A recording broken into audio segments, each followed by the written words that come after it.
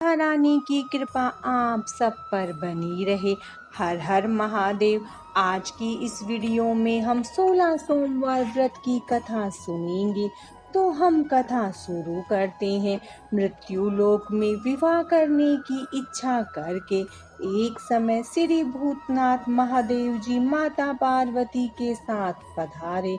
वहां पे भ्रमण करते करते विदुर देशांगत अमरावती नामक अतीव रमणीक नगरी में पहुंचे। अमरावती नगरी अमरपुरी के दृश्य सब प्रकार के सुखों से परिपूर्ण थी। उसमें वहां के महाराजा का बनाया हुआ अति रमणीक शिव जी का मंदिर था। उसमें भगवान शंकर माता पार्वती के साथ निवास करने लगे। एक समय माता पार्वती प्राणपति को प्रसन्न देख के मनोविनोद करने की इच्छा से बोली, हे महाराज, आज तो हम तुम दोनों चौरस खेलेंगे। शिव जी ने की बात को मान लिया और चौरस खेलने लगे। उसी समय इस स्थान पर मंदिर का पुजारी ब्राह्मण मंदिर में पूजा करने आया।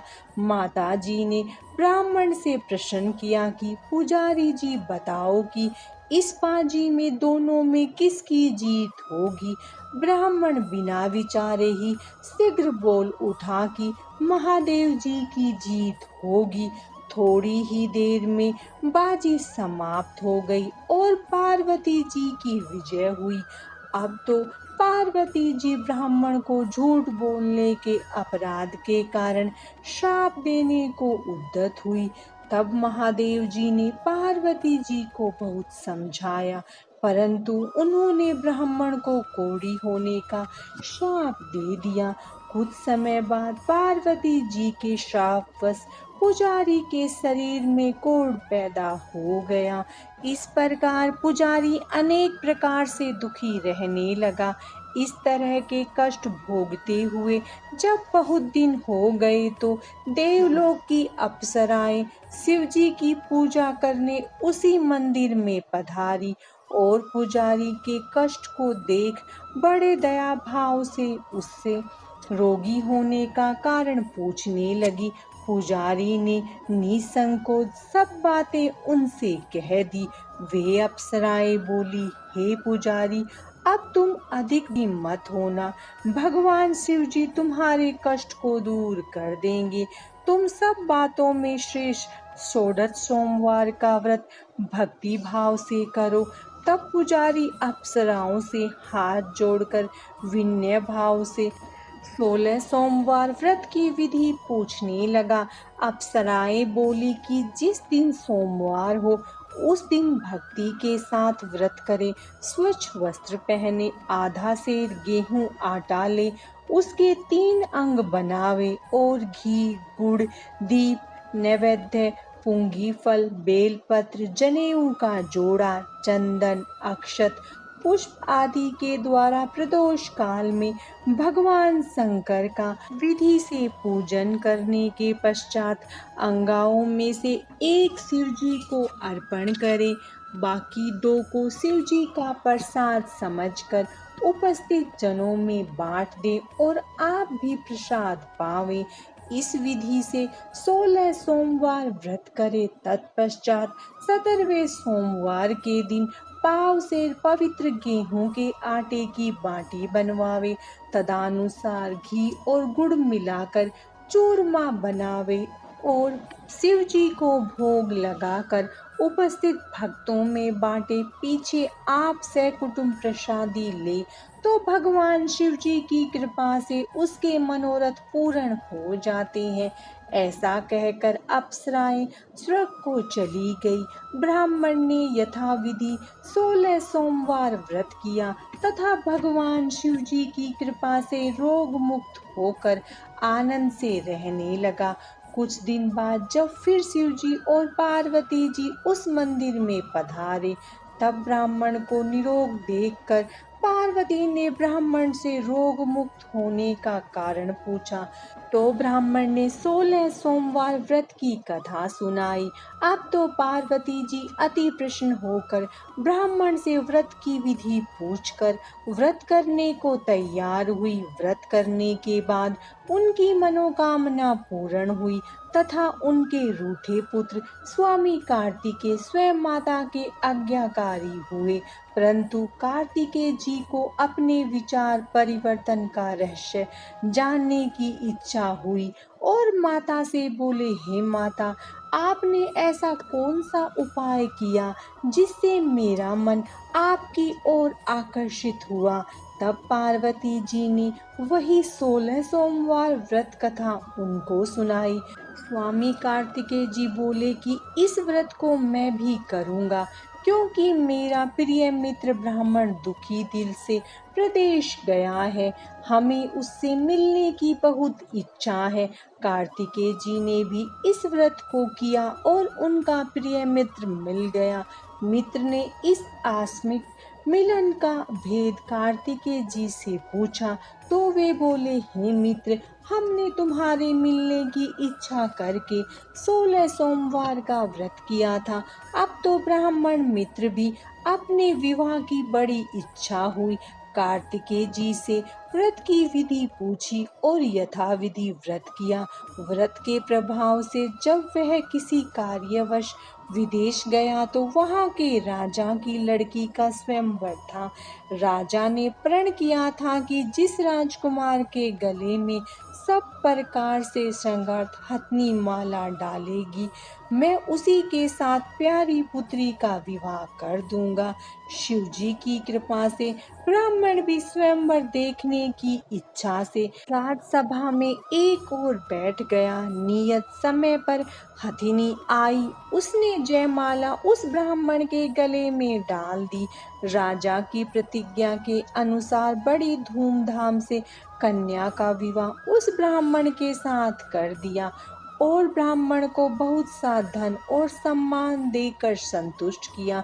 ब्राह्मण सुंदर राजकन्या पाकर खुशी से जीवन व्यतीत करने लगा। एक दिन राजकन्या ने अपने पति से प्रश्न किया, हे प्राणनाथ, आपने ऐसा कौन सा भारी पुण्य किया था जिसके प्रभाव से हथिनी ने सब राजकुमारों को छोड़कर आपको वरण किया। ब्राह्मण बोला, हे प्राण प्रिय, मैंने अपने मित्र कार्तिकेय जी के कथानुसार 16 सोमवार का व्रत किया था, जिसके प्रभाव से मुझे तुम जैसी रूपवान लक्ष्मी की प्राप्ति हुई।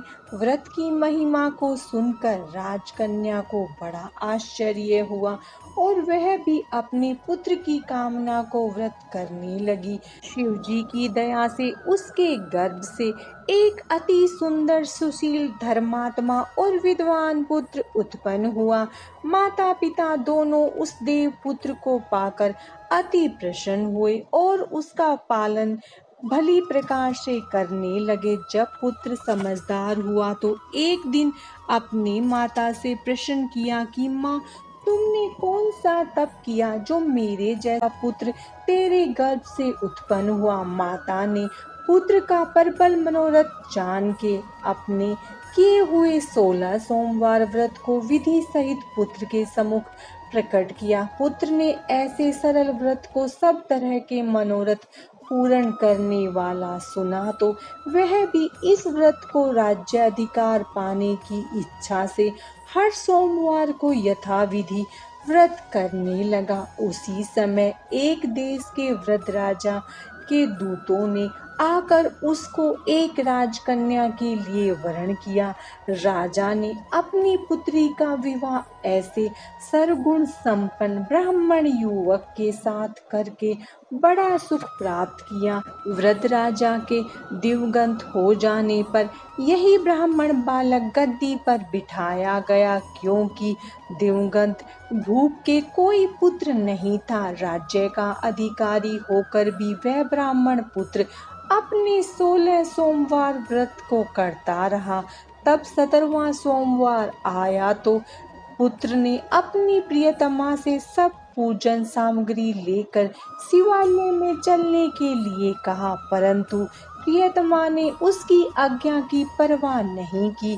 दास दासियों द्वारा सब सामग्री शिवालय भिजवा दी और आप नहीं गई।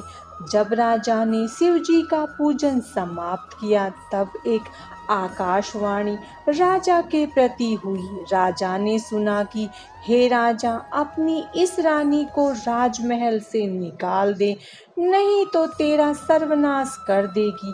वाणी को सुनकर राजा के आश्चर्य का ठिकाना नहीं रहा और तत्काल ही मंत्रागृह में आकर अपने सभासदों को बुलाकर पूछने लगा कि हे मंत्रियों, मुझे आज शिव जी की वाणी हुई है कि राजा तू अपनी इस रानी को निकाल दे, नहीं तो यह तेरा सर्वनाश कर देगी। मंत्री आदि सब बड़े विषय में और दुख में डूब गए, क्योंकि जिस कन्या के साथ राज्य मिला राजा उसी को निकालने का जाल रच रहा है।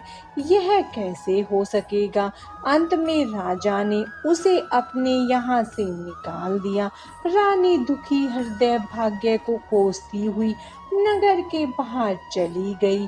बिना पत्राण, फटे वस्त्र पहने, भूख से दुखी धीरे धीरे चलकर एक नगर में पहुंची। वहां एक बुढ़िया सूत काट कर बेचने को जाती थी। रानी की करुण दशा देख बोली, चल तू मेरा सूत बिकवा दे, मैं वृद्ध हूँ, भाव नहीं जानती। ऐसी बात बुढ़िया की सुन रानी ने बुढ़िया के सर से सूत की गठड़ी उतार अपने सर पर रखी। थोड़ी देर बाद आंधी आई और बुढ़िया का सूत पोटली के सहित उड़ गया। बेचारी बुढ़िया पछताती रह गई। रानी को अपने से दूर रहने को कह दिया। अब रानी एक तेली के घर गई तो तेली सब मटके शिव जी के प्रकोप के कारण चटक गए। ऐसी दशा देख तेली ने रानी को अपने घर से निकाल दिया। इसी प्रकार रानी अत्यंत दुख पाती हुई सरिता के तट पर गई तो सरिता का समस्त जल सूख गया। तत्पश्चात रानी एक वन में गई। वहां जाकर सरोवर में सीढ़ी से उतर पानी पीने को गई। उसके हाथ से जल स्पर्श होते ही सरोवर का नील कमल के दृश्य जल असंख्य कीड़ों में गंदा हो गया। रानी ने भाग्य पर दोषारोपण करते हुए उस जल का पान करके पेड़ की शीतल छाया में विश्राम करना चाहा। वह रानी जिस पेड़ नीचे जाती उस पेड़ के पत्ते तत्काल ही नीचे गिर जाते। वन सरोवर के जल की ऐसी दशा देखकर गौ चराते वाले ने अपने गोसाई जी से, जो उस जंगल में स्थित मंदिर में पुजारी थे, कही। गोसाई जी के आदेशानुसार ग्वाले रानी को पकड़कर गोसाई के पास ले गए। रानी की मुख कांति और शरीर शोभा देख गोसाई जान गए, यह अवश्य ही कोई विधि की गति की मारी कोई कुलीन अबला है। ऐसा सोचकर पुजारी ने रानी के प्रति कहा कि पुत्री, मैं तुमको पुत्री के समान रखूंगा, तुम मेरे आश्रम में ही रहो, मैं तुमको किसी प्रकार का कष्ट नहीं होने दूंगा। गोसाई के ऐसे वचन सुन रानी को धीरज हुआ और आश्रम में रहने लगी। आश्रम में रानी जो भोजन बनाती उसमें कीड़े पड़ जाते, जल भर कर लाती उसमें कीड़े पड़ जाते। अब तो गोसाई जी भी दुखी हो गए और रानी से बोले कि हे बेटी, तेरे पर कौन से देवता का कोप है जिससे तेरी ऐसी दशा है। पुजारी की बात सुन रानी ने शिव जी की पूजा करने न जाने की कथा सुनाई। तो पुजारी शिव जी महाराज की अनेक प्रकार से स्तुति करते हुए रानी के प्रति बोले कि पुत्री, तुम सब मनोरथ के पूर्ण करने वाले 16 सोमवार का व्रत करो, उसके प्रभाव से अपने कष्ट से मुक्त हो जाओगी। गोसाई की बात सुनकर रानी ने 16 सोमवार व्रत को विधिवत संपन्न किया और 17वें सोमवार को पूजन के प्रभाव से राजा के हृदय में विचार उत्पन्न हुआ कि रानी को गए बहुत समय व्यतीत हो गया, न जाने कहाँ कहाँ भटकती होगी, ढूंढना चाहिए। यह सोच रानी को तलाश करने चारों दिशाओं में दूत भेजे। वे तलाश करते हुए पुजारी के आश्रम में रानी को पाकर पुजारी से रानी को मांगने लगे, परंतु पुजारी ने उनसे मना कर दिया। तो दूत चुपचाप लौट आए और आकर महाराज के सम्मुख रानी का पता बतलाने लगे। रानी का पता पाकर राजा स्वयं पुजारी के आश्रम में गए। पुजारी से प्रार्थना करने लगे कि महाराज, जो देवी आपके आश्रम में रहती है वह मेरी पत्नी है। शिवजी के कोप से मैंने इसको त्याग दिया था, अब इस पर से शिवजी का कोप समाप्त हो गया है, इसीलिए मैं इसे लिवाने आया हूँ। आप इसे मेरे साथ चलने की आज्ञा दे दीजिए। गोसाई जी ने महाराज के वचन को सत्य समझकर रानी को राजा के साथ जाने की आज्ञा दे दी। गोसाई की आज्ञा पाकर रानी प्रसन्न होकर राजा के महल में आई। नगर में अनेक प्रकार के बाजे बजने लगे। नगरवासियों ने नगर के दरवाजे पर तोरण बंदरवार से विधि विधि के नगर सजाए। घर घर में मंगल गाने लगे। पंडितों ने विधिवत वेद मंत्रों का उच्चारण करके अपनी राजरानी का आवाहन किया। इस प्रकार रानी पुनः अपनी राजधानी में प्रवेश किया। महाराज ने अनेक तरह के ब्राह्मणों को दान आदि देकर संतुष्ट किया। याजकों को धन धान्य दिया। नगरी में स्थान स्थान पर सजावट खुलवाए, जहाँ भूखों को खाना मिलने लगा। इस प्रकार से राजा शिवजी की कृपा का पात्र हो रानी के साथ अनेक तरह के सुखों का भोग करके सोमवार व्रत करने लगे। विधिवत शिव पूजन करते हुए लोक में अनेकानेक सुखों को भोगने के पश्चात शिवपुरी को पधारे। ऐसे ही जो मनुष्य मनसा वाचा कर्मणा द्वारा भक्ति सहित 16 सोमवार का पूजन इत्यादि विधिवत करता है, वह इस लोक में समस्त सुखों को भोग कर अंत में शिवपुरी को प्राप्त होता है। यह व्रत सब मनोरथों को पूर्ण करने वाला है। 16 सोमवार व्रत की कथा समाप्तम। माता पार्वती और भगवान शिव की कृपा आप सब पर सदा बनी रहे। राधे राधे।